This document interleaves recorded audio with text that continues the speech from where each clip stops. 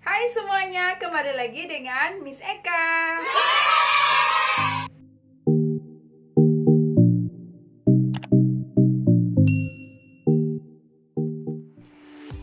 Di video kali ini kita akan membahas tentang apa yang dimaksud dengan denah, bagaimana cara membaca denah, dan bagaimana cara membuat denah. So, stay tuned.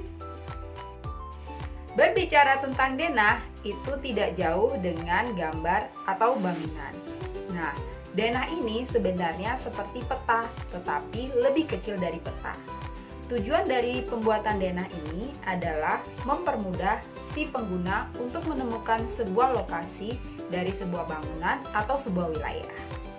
Nah, menurut Kamus Besar Bahasa Indonesia atau yang sering disebut dengan KBBI, denah merupakan gambar yang menunjukkan sebuah jalan, lokasi, tempat, dan sebagainya. Denah ini berfungsi untuk memberikan petunjuk akan suatu hal, seperti sebuah jalan, sebuah tempat, sebuah lokasi, sebuah bangunan, dan yang lainnya.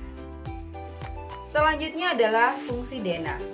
Secara garis besar, denah ini berfungsi untuk mempermudah kita untuk mencari sebuah lokasi atau sebuah tempat. Jadi dengan adanya denah ini kita akan diberikan petunjuk kita harus lewat mana, harus melalui ruang apa atau bangunan apa untuk mencapai lokasi yang ingin kita cari.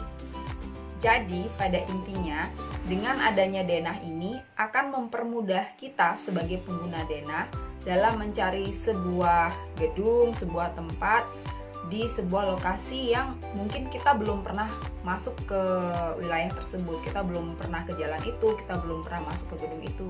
Jadi dengan adanya denah ini akan mempermudah kita untuk menuju lokasi yang kita cari itu.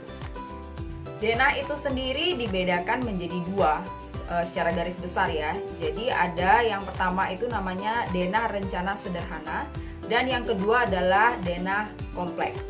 Jadi kalau denah rencana sederhana ini adalah sebuah denah yang tidak dipublikasikan dan biasanya digunakan hanya untuk kepentingan pribadi lah istilahnya. Misalnya denah rumah pribadi atau mungkin denah tempat duduk di dalam kelas, seperti itu.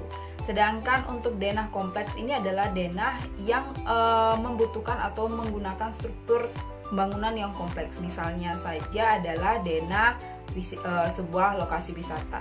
Jadi yang lebih luas ya dibandingkan dari denah rencana sederhana.